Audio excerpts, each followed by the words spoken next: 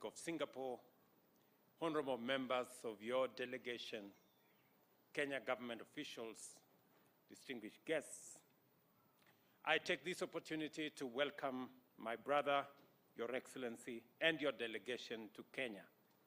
On behalf of the government and people of Kenya, please, by all means, feel at home while you are away from Singapore. Your Excellency, I know that COVID-19 delayed your visit to Kenya as originally scheduled, but I thank you for making this very first visit to Kenya. Kenya is happy and proud to host you, and your presence is a strong gesture of the friendship between our two people and Kenya and Singapore. The Prime Minister and I have had a fruitful engagement during which we discussed how we can work together with Singapore to develop a mutually beneficial strategic partnership in a dynamic and very competitive global marketplace. We have agreed to develop a long-term strategic partnership between our two countries anchored on many sectors of our mutually beneficial relationship. We have discussed the potential of the Nairobi International Financial Center serving sub-Saharan Africa, particularly Eastern and Central Africa region, especially on matters green financing, and Singapore's successful experience and best practices is an asset to us on this particular venture. I have noted also that Enterprise Singapore has already opened offices in Nairobi, and I have committed to Prime Minister that the government of Kenya is going to work with Enterprise Singapore to make sure that they have what it takes to build the necessary networks and partnerships between private sector companies in Kenya, private sector companies in Singapore, and to ensure that we exploit the full potential of trade, business, and investment between our two countries. Digitization of the economy and government services in all sectors is an enabler for our bottom-up economic transformation agenda. We want to run an efficient and paperless economy and society. A collaboration between Kenya and Singapore, who have a history of innovation, is key, hence the inclusion of the ICT sector in our strategic partnership between our two countries. I am happy to inform you that His Excellency Long and I witnessed the signing of 3 memoranda of understanding on ICT, which will facilitate cooperation on cybersecurity, digitization of government services, ICT capacity building, among the other areas. We also signed another MOU on skills development to facilitate collaboration in human resource capacity building for civil servants and students, particularly in specific areas that need to support a sustainable socioeconomic development priorities, especially the ones we have identified in Kenya. As we all understand, the Tibet space is the engine for providing the human capital necessary to assist us in driving our Vision 2030 and our economic development blueprint as a government. We have also agreed that the bilateral investment treaty signed between our two nations on 12th June 2018 be immediately operationalized. We further directed our respective ministers to conclude negotiations on avoidance of double taxation within the shortest time possible. And we believe this will spark and grow trade and investment opportunities between Kenya and Singapore. We have also agreed to actively explore methods of acquiring knowledge and support from Singapore's highly prosperous housing model. Kenyans are currently engaged in the housing debate with approximately 6.5 million Kenyans lacking affordable and decent housing. Singapore has one of the most successful stories on matters of public housing. The Prime Minister has informed me that 85% of all Singaporeans live in decent, affordable public housing. Their story and journey did not start overnight. It began 60 years ago, around the same time we established our housing policy in Kenya. They took some hard decisions and made some sacrifices where they undertook mandatory savings, and the results are there for everyone to see. We are 60 years late in taking this bold step. As a result, our country is infamous for having some of the largest informal settlements that number in excess of 1,140 slums. I don't want us to postpone this agenda anymore, and thus I am asking Kenyans to make the choice by saving into the housing fund so that 60 years from now, we can also have a similar success story to tell. We have invited Singaporeans' private sector to consider investment opportunities in our transport and logistics sectors. We've also explored the potential of Singapore becoming a gateway for Kenya's agricultural products to the ASEAN region. The Prime Minister and I share the view that climate change represents the greatest existential threat to the survival of mankind, and collective and cooperative action by all governments is of utmost importance. It is for this reason that I shared the objectives of the forthcoming Africa Climate Summit, which Kenya will host in September this year. The summit will cohere a common African position for COP28, including an articulation of climate finance and climate investment solutions for climate change action. This will propel the continent from a passive victim to an active participant in climate change solutions. Prime Minister Long has expressed his support for us having concurrent positions on matters climate change, because they, as well as us, face the same threat in equal measure. On this urgent issue of climate change, our ministers have signed an MOU on carbon credit collaboration, which provides a framework for the trading of carbon credits between our two countries in line with the stipulation of the Paris Agreement. The agreement also provides for the exchange of information, knowledge, best practices, and capacity building on carbon credits, plus collaboration on projects which will reduce greenhouse gas emissions. Prime Minister Long and I also agreed on the urgent need to reform both the global peace and security infrastructure, as well as the multilateral financial architecture, to ensure that these institutions are equitable, fair, and fit for purpose in responding to multifaceted global challenges. Kenya and Singapore will continue to work closely on areas of mutual interest, and we have shared with His Excellency Prime Minister Kenya's contribution to regional peace initiatives. Additionally, I shared Kenya's position on the need to reform the UN Security Council to make it much more inclusive and reflective of the current global order and dynamics. It is important for like-minded countries like Kenya and Singapore to support common positions.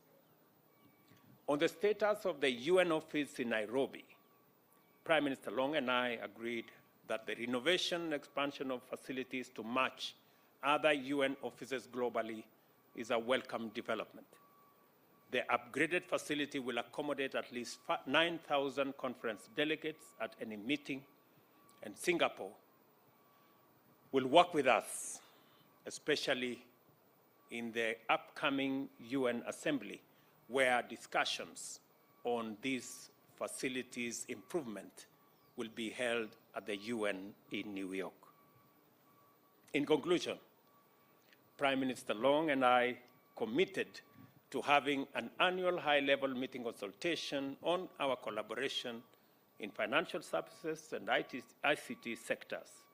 The financial sectors will focus on climate financing, while ICT will center on digitization of the economy, including raising the capacity of micro, small, and medium enterprises to make them much more efficient and incorporate them into the formal economy.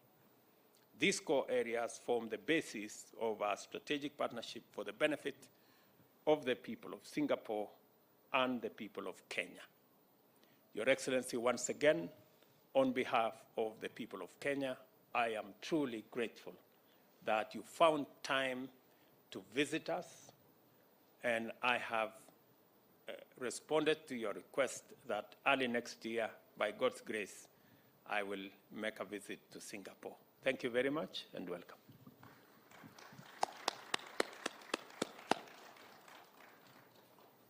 President William Ruto, ladies and gentlemen, good afternoon to everybody. Good afternoon. I thank President Ruto for his warm hospitality and his warm words. This is my first official visit to Kenya, and I'm delighted to be here today. Despite being geographically quite distant, Singapore and Kenya have similar outlooks. Our peoples share similar aspirations, such as inclusive growth, a high standard of living, ethnic and religious harmony, and good housing, healthcare, education. We share similar views on the challenges faced by the Global South. We both worry about growing geopolitical tensions, rising protectionism, threats to the multilateral trading system, inflation, pandemics, and climate change. We agreed that it was important that countries continue to work towards building linkages in the digital economy, cooperating on food, energy security, and sustainable development. The President and I reaffirmed the warm and long-standing relations between Singapore and Kenya. 2 years ago, we celebrated our 30th anniversary of diplomatic relations, and our two countries cooperate and exchange experiences in areas such as governance, public service administration, urban planning, and livable cities. Our economic cooperation has been growing. Kenya is one of Singapore's important trading partners in sub-Saharan Africa. Despite COVID, bilateral trade in 2021 increased by almost a quarter year on year. Several Singapore companies are operating in Kenya in a variety of sectors: shipping, logistics and port management systems, agribusiness, hospitality and fintech solutions, amongst others. A delegation of Singapore companies is in Nairobi. They came with me to pursue opportunities for investments and partnerships with Kenyan companies. Our two countries also collaborate well in multilateral fora. President Ruto and I reaffirmed our shared commitment to multilateralism and a rules-based global order. Singapore and Kenya agreed to continue our cooperation at the UN and other multilateral co-organizations and to cooperate on UN reform to enhance its effectiveness. We discussed new areas of cooperation, first on information and communication technologies. We just signed an MOU in this area, which will allow both sides to exchange best practices and knowledge in ICT and promote talent development and innovations. The MOU will also facilitate and strengthen strategic cooperation in cybersecurity. Secondly, on climate change, we signed an MOU in carbon credits collaboration under Article 6 of the Paris Agreement, and this will encourage, develop, and facilitate collaborative carbon credit projects of mutual interest. International collaboration, such as this agreement between Singapore and Kenya, is critical to promoting global climate action to achieve the goals of the Paris Agreement. Third, on human capital development, Both our countries placed heavy emphasis on nurturing talent. The MOU on skills development will encourage closer technical cooperation between both countries in areas such as leadership and governance, education, and digitalization. And this will take place through knowledge exchange, capacity building courses, and other cooperation. There is great potential to expand our bilateral cooperation. Kenya's strategic location serves as a gateway for Singapore companies into East Africa. Likewise, Singapore can serve as a gateway for Kenyan companies into Southeast Asia. I welcome the ratification of the Bilateral Investment Treaty and the President's commitment to settle the avoidance of the double taxation agreement between our two countries as soon as possible. These moves send a strong positive signal to businesses and provide clarity and assurance on the cross-border transactions and investment. I look forward to working with President Ruto and his government to bring our bilateral relations to even greater heights. I'm very happy that the President has accepted my invitation to visit Singapore, and I look forward to receiving him before too long, and if all goes well, early next year. Thank you very much. Thank you, Your Excellencies. We have a few questions from the journalists. Kindly identify yourself and who you are addressing the question to. Thank you. And the media house you represent. Good afternoon, Prime Minister, President Ruto. I'm Geraldine from CNA. I would like to ask what you think Kenya's value is to Singapore in terms of not just business and trade, but also expanding Singapore's diplomacy in Africa. Well, economics is, of course, a very important part of any two countries' relations, and between Singapore and Kenya, as I explained, we have good economic ties and they are growing. But Kenya is also a very important country in Africa. In East Africa particularly, it has a key role, not just as the hub and as a base from which we can extend our reach to the rest of East Africa, but also a role in the region's security and stability. And Singapore has goodwill in Africa and in Kenya. We have many friends here. It goes back a long way. In fact, in 1964, when we were in Malaysia, Mr. Lee Kuan Yew visited Africa on a tour, and Kenya was one of the countries which he came to, and he called on President Jomo Kenyatta. And we've maintained those ties since, and it is important to Singapore that we cultivate friends and partners all over the world, because in the global scheme of things, we are all quite small countries, and small countries need to make common cause with one another on issues which concern us all, whether it's a pandemic, whether it's climate change, whether it's nuclear non-proliferation, or the sanctity of the UN Charter and the inviolability of international borders, which was what was at stake when Russia invaded Ukraine. And therefore, it's important for me to visit Kenya and to be in Africa and to show that this is important to us and that we would like to develop our relations with our friends further. Okay. Next question. Prime Minister Lee and President William Ruto, I'm Sydney Chazima from NTV. My question goes to the seemingly trade imbalance between Kenya and Singapore, in that Kenya exports around $10 million to Singapore, and Kenya imports around 130-something million US dollars. Is there any sort of agreement between the two countries to bridge that gap? Thank you. We have not focused on this. We want to expand our economic relationship. We would like to develop the trade. And we want both Kenya's exports to Singapore and Singapore's exports to Kenya to grow.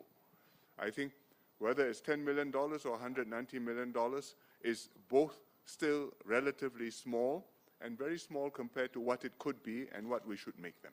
And I think our focus should be to grow the trade and to do it in a way which Kenyan companies can benefit and Kenyan consumers can benefit, And likewise, in Singapore, Singapore companies see new business opportunities, and Singapore consumers see new sources of fruit, vegetables, tourism, flowers, so many things which Kenya provides.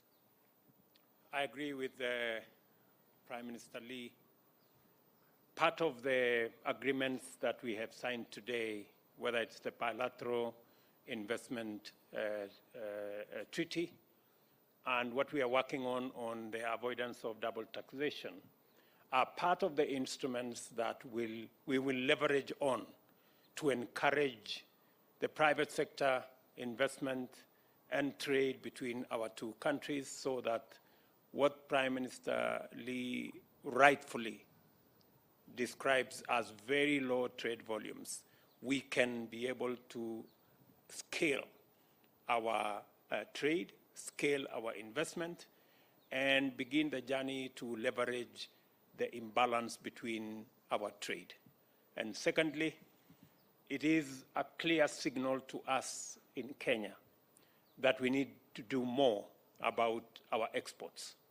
As we are all aware, our exports as a percentage of GDP came down from 28% to 10%. It is the reason why we are expanding our county industrial and aggregation centers.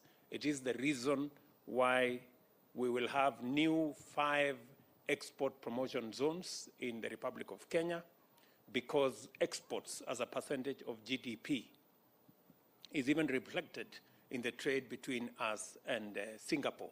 There is scale, there is scope for us to export more, not just into Singapore, but to the rest of the world.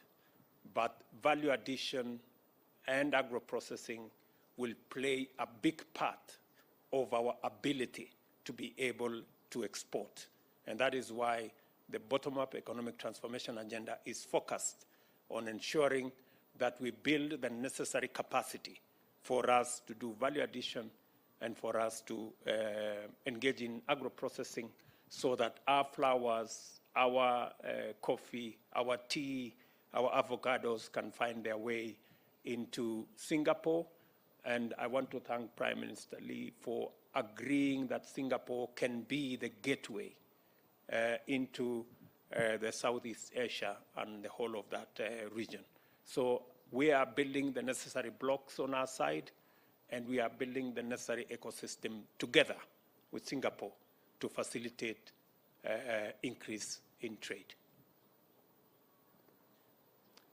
Good afternoon, Prime Minister Lee and President Ruto. This is Ke Yang from Lianhe Zaobao, Singapore. I have a question on the new areas of collaboration between the two countries, and in particular on climate action. With an MOU inked earlier on carbon credit. Would you like to comment how will the two countries actually move forward, and on issues that face the mankind, both on bilateral and multilateral forums, and what is your vision of what can be achieved by the two countries? Thank you. The MOU expresses our intention to collaborate and for Singapore to take advantage of carbon credits which Kenya will be able to provide. Carbon credits which are compliant with Article 6 of the Paris Agreement, and which therefore can be used to fulfill our nationally determined contributions, NDCs. In other words, what we have committed to reduce our carbon footprint, some part of that we can fulfill through compliant carbon credits, and Kenya is producing such carbon credits. We need such carbon credits, and therefore we would like to work together on that. And the MOU expresses our intention to conclude an agreement to work together on that. Climate change is a very serious problem for the whole world. In Singapore, we see warmer weather. You may think it's just a blip, but actually it's a long-term trend, and it's going to accentuate. In Africa, in Kenya, we also see extremes of weather, extremes of drought and of floods. And it's existential because human beings, cattle, wildlife, all are threatened when the climate gets extreme. and therefore countries have to work together in order to reduce global emissions of carbon, in order to reduce global warming, and slow down the process of change, of climate change, so that countries and mankind have got time to adapt. And we want to work closely with Kenya and many other countries in order to do that. I think precisely what Prime Minister Lee has said, that if there is one phenomena that is urgent and that poses an existential threat to humanity, it is climate change. And the MOU we have signed today speaks to some of the solutions that will inform our action towards solving global warming and every country meeting their nationally determined contributions. We are changing the conversation from one of finger pointing and blame game, and we are moving it away from who caused what. We are having a conversation about climate financing, about climate investment. How do we work together to ensure that we support Singapore to meet their nationally determined contribution, but in the process, they too help Kenya to manage the extreme situations that come with climate change in our region. So the carbon trading market is an answer to climate financing and climate investment. And that is the new paradigm, and that is the new space that Singapore and Kenya are leading. Just for the record, 25% of all carbon trading going on in Africa today happens in Kenya. So we are already a leader in the space of carbon trading. And the partnership that we're going to build with Singapore is not only going to speak to scaling up our carbon trading, because I already announced that our next biggest export from Kenya will be carbon credits. We are concluding the legislation around that particular aspect in the next month or so. I will be speaking to members of parliament to explain to them the opportunity that exists for our country in the space of carbon trading, so that we can work with countries like Singapore and others in the space of carbon credit and carbon trading. So that's the new language for the future, especially in the context of climate change. President William Ruto and Prime Minister Lee, my name is Chemutai Goin from Citizen TV, and my question goes to Prime Minister Lee. Kenya and Singapore were almost at par many years ago. 60 years later, while strides have been made in Kenya in dealing with the issues of ignorance, health, but there's still work to be done. What was the magic bullet that Singapore instituted to make the strides it has made and lessons that Kenya can pick? Thank you. I don't think there is a magic bullet. I think it depends on circumstances, on the history, as well as on the environment which you find yourselves in, and what you're able to mobilize from the population in response. We are a very small country. The land area is very small, 700 square kilometers. The population is very small. At the time we became independent, 1.5 million, now less than 6 million people, and surrounded by countries much bigger than us, and needing to make a living, do or die. No resources, no natural endowments, no inherited wealth. And that generation of people decided that they would make a go of it, and we, their children and grandchildren, are the beneficiaries who have tried to continue to make a success of it. And fortunately for us, our forefathers' efforts worked, and our economy took off. And Singapore has been able to earn a living for itself. I think every country has got a different path, every country has got different challenges, every country deals with them in its own way, and Singapore hopes to work with them, win-win, mutually beneficially, to help them to progress and to be part of one stable world where we can live in peace with one another and human beings can fulfill the human spirit. I think Prime Minister Lee is being modest. I think they made many correct decisions, which as Kenyans we can benefit from learning. And they are less endowed than us. They have less much of a country than we do.